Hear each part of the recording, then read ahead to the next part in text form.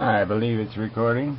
Yes, Luddite video response on Sony camera. Anyway, it's just a regular camera doing video. But whatever, I thought I'd give it a test.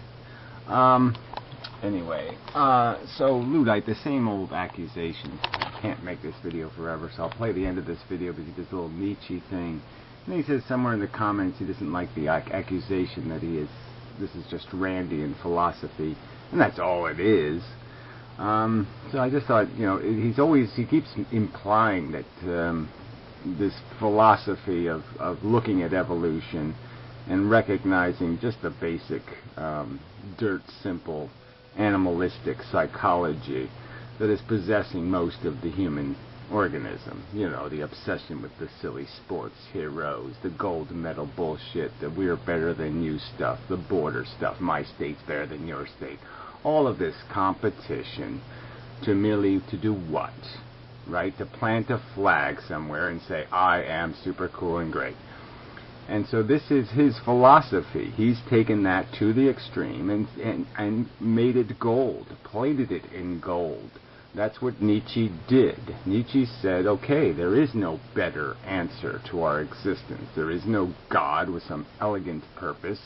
We're not going to construct some crystal city in the universe. We're not going to build the magnificent machine thing. We're not going to do anything. We're just animals. And he said, be the animal. Be the predator, essentially. And this guy's chosen the life of a sheep.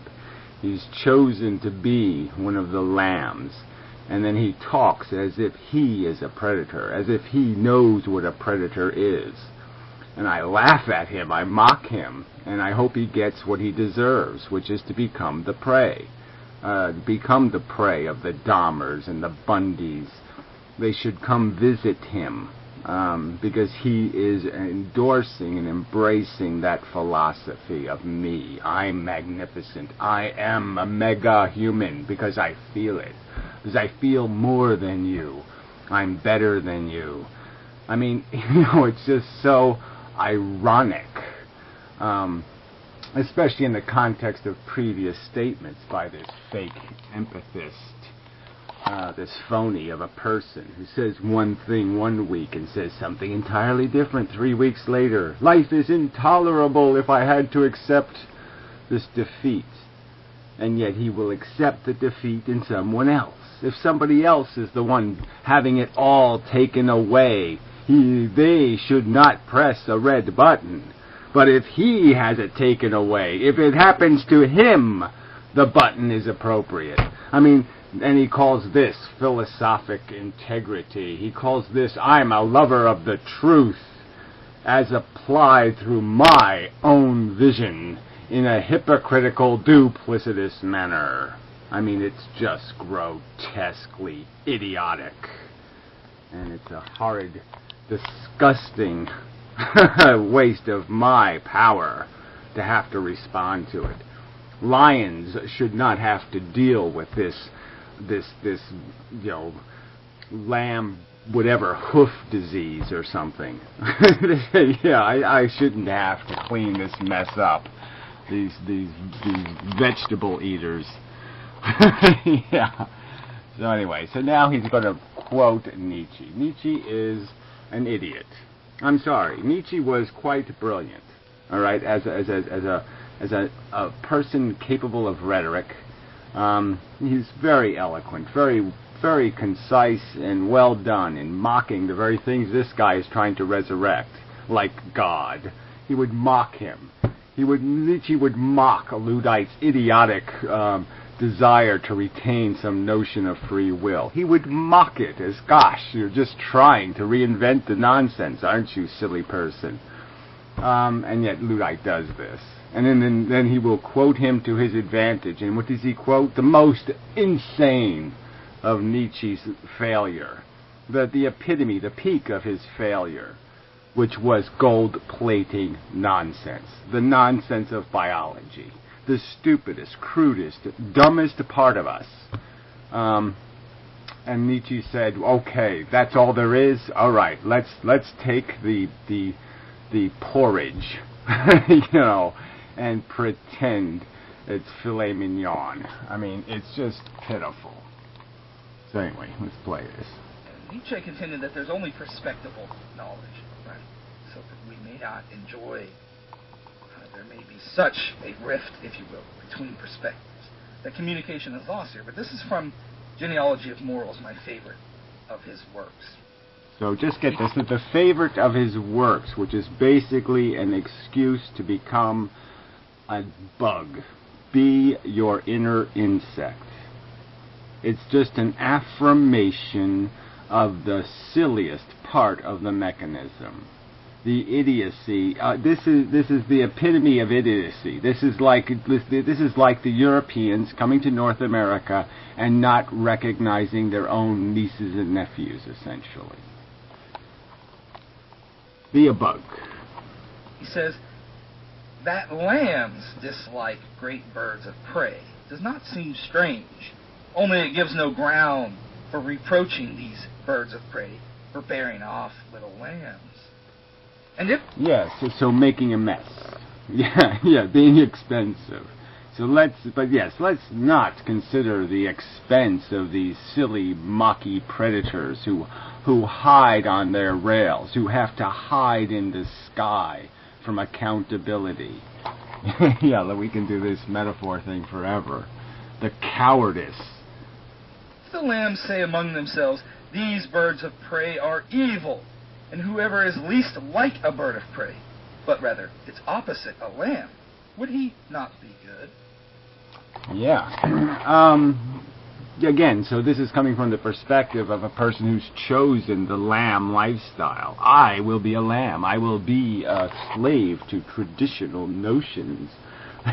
Yeah, I will smell the odor of her whatever, and I shall shove my nose in it and do exactly as the biology dictates, because I can think no better. He's hardly the bird, the free bird he is not. He has tied himself like the lamb to the grass, to grazing for years. Yeah. And then again, just the bird of prey is just such a coward, such a sneaky, conniving, usually doing it in the dark, taking the young. He doesn't have the guts to face the adults, right? The coward is the fucking predator. Oh, I will grab the weak and the sick. I don't have the balls to meet the bull elephant. I'll steal his young instead. Yes, so it's the philosophy of the predator. He should be the prey. You should be the prey. Okay? If you're going to endorse a philosophy of the predator, you should be the prey. If you're out there, Jeffrey, this is the guy. Find this guy, Jeffrey. There is no reason to find fault with this institution of an ideal, except perhaps that the birds of prey might view it a little ironically and say, we don't dislike them at all, these good little lambs. We even love them. Nothing is more tasty than a tender lamb. Antinatalism is the logic of the lamb. No, I'm... question, I think, in pursuit. Sorry, not even close. Look, in the end, you are doomed to your failure because you have tied yourself to nonsense and rubbish. You have ignored the truth, which is there is no practical reality to which your sheep, your lambs, can live. There's no future for them.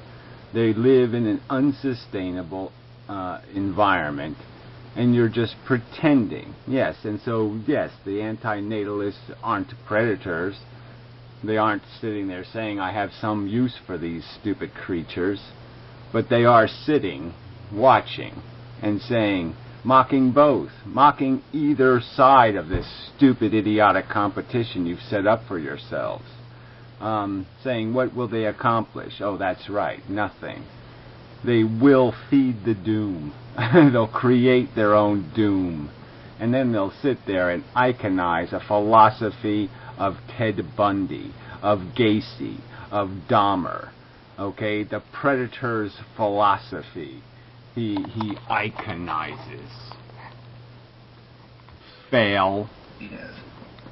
How can we embrace both the logic of the wolf and the logic of the lamb? Thank you for listening. Yeah, you embrace neither. That's what the only logic there is the recognition that there's no winning in creating defeat. Yeah, duh. Fool. Alright. I mean, to describe yourself, to imply that you have some character, that you are the running cheetah, and not the fucking silly, stupid, again, tied to the grass gazelle. Yeah, fat Theologians gazelle. have described. So anyway, here he's going to talk about religion. At all? Religion. We tend to look for the absolute in light of this question. A kind of incredulity. We take being for granted. He uses this word incredulity all the time. So anyway, Nietzsche would say on religion, this is just old, dead news. He wants to resurrect some spirit or soul or some other bullshit. I mean, what's the point? Why would anybody waste time on this? And again, I would argue, I would love to hear your defense, Lud. I'd explain the difference between Ayn Rand and Nietzsche. To explain exactly how Ayn Rand's philosophy didn't take exactly what Nietzsche was saying and say, yes, that's exactly correct. Be a selfish, motherfucking, parodic monster. No matter what you're doing, no matter whether you're a syphilis microbe or you're Frankenstein, no matter what kind of predator you are, be the best predator you can be, because yes, selfishness always works. Self-interest always works. That's the way evolution works. Become a fucking insect. Megabug. Granted, do we even have an answer to this question? What is the meaning of being? Well, it's not that complicated, shithead. Again, just read a biology book. Okay, matter, a chemical molecule. All right, again, do you dispute? Are you going to sit there and just keep making idiotic, inane videos as if there's some complexity here when these questions have already been answered? It's not mysterious anymore. It's all an energy dynamic. It's a material dynamic. Do you dispute the fact that we evolved on planet Earth from a molecule 4 billion years ago? Do you not really understand that's all that's been taking place for 4 billion years is to create toolbox-enabled predators and prey? That's all that's been going on, jackass. There's no fucking mystery. Now explain to me what else you think is in the game. Fucking asshole. Except admitting you're part of a crude, stupid game that you're built to play, a retarded, stupid, ignorant, simpleton's game. That's what you're built to play, and that's what you're endorsing intelligence to do. Intelligence should see a stupid game of stick the stick up your ass, and it should sit there and say, well, there's no other game to play, so we'll play that, because we're not creative enough to do better than that. We're not smart enough to say, oh, wait a minute, it is all kind of crap, and this looks like it go.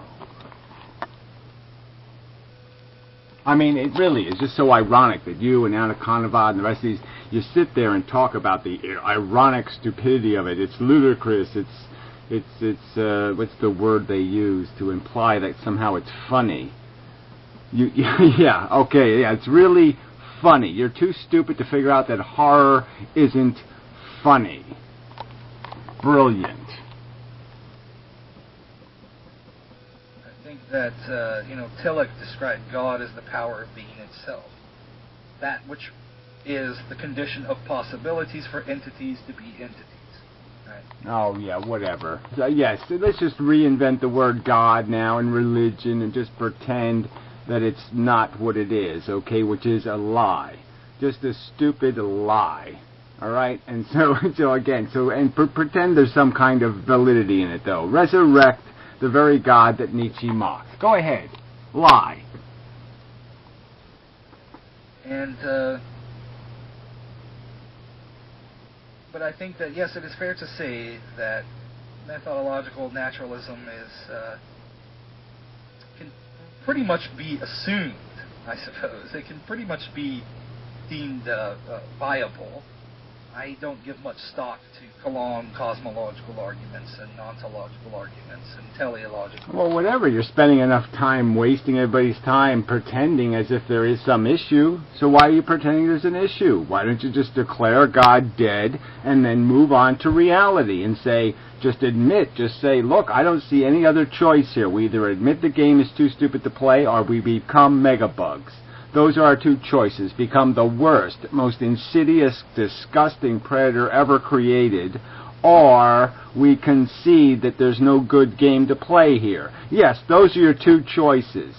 That's right. And I would, yeah, and even as a child I could figure out I wouldn't insult intelligence by pretending the right choice is to become a fucking bug. Arguments and so on and so forth. Perhaps in the final analysis, it's a matter of experience, and not even my own, right? I've never. Yeah. In the final analysis, so he just says, let's just admit the fact. There's a ton of evidence out there that basically declares the truth, and then he just turns around and says, but you can just personally experience it all the way, because you don't personally experience 4 billion years of evolution. You don't personally experience all that it took to put us here in this position in time and space. So just pretend it's not the truth. That's it, right? There isn't anything more he's saying here. Alright, I'll be back. Alright, down to the last 5 minutes or so. I better hurry up here. Had any kind of profound revelation, if you will. And ironically, it may be, now I might get laughed at this, but it might even be that antinatalism itself is the pathway to God, in that what antinatalists have communicated is this sense of restlessness, this sense of incompleteness, right? This sense. Oh, whatever. The sense. It's not about, you can't go with what you sense. Okay? Yeah, I mean, it's sort of like gives you the idea of something, right? At night, you might get the creeps because it's creepy at night. So it might get you looking around and stuff. But yeah, this isn't the kind of thing you sense. You either understand or you don't understand. You either know the distinction, right? I'm not telling you to feel like your kids aren't special. I'm saying that intellectually you should know that they're not special, that they're not better than the other kids, that their needs aren't more important. It's something you understand, not something that you sense. Quit being a bug. Of fragmentation and horror.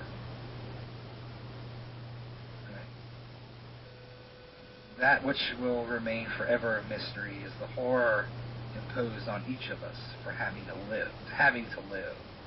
And that is a mystery no philosophy can explain. Well, I'm sorry. It's really easy to explain. The dumb sheep just keep doing what the farmer makes them do. Alright, so again, you're just being a dumb, stupid sheep. You're mimicking the behavior of the sheep in front of you and saying, I'll just do like they've been doing, because apparently that's what we sheep do.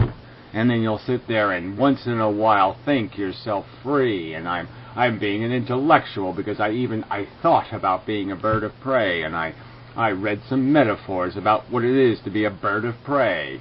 You know nothing about the predator. He also sucks. J.K. Huysmans. Might it be that we're homeless, right? Suffering in the expression of this.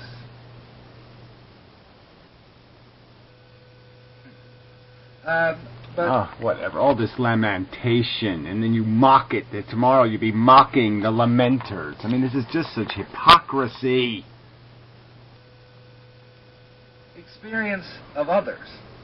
This to me renders this a viable question.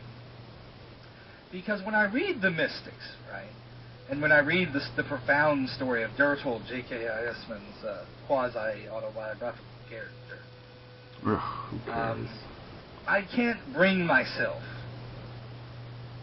Simone Weil, I can't bring myself to conclude that these individuals are insane, or that these individuals are fools. They don't have the literature of the mystics, if you will, the literature of the great theologians. It doesn't. Whatever this mush is. Let's go to the ending. We only have a minute left. And it is here that I think we can speak of God in the 21st century. Thank you for listening. We can speak of God. Yeah, why? Tricked, fooled. Right? There is a kind of authenticity, a transcendent authenticity that is communicated to me in these experiences. Yeah, whatever. Okay, so it's all about your silly, stupid experiences. Just be a dumb animal. Don't think beyond that. Don't understand beyond that. Don't use your brain for the only thing that gives it any substance and meaning, to do the truth thing. No, just use it as a scheming device to get what you want, because all that matters is what you want. Okay, what the truth is doesn't matter. The only truth is want. Want is truth. Is that your philosophy? Yes, it's your philosophy. It's your name.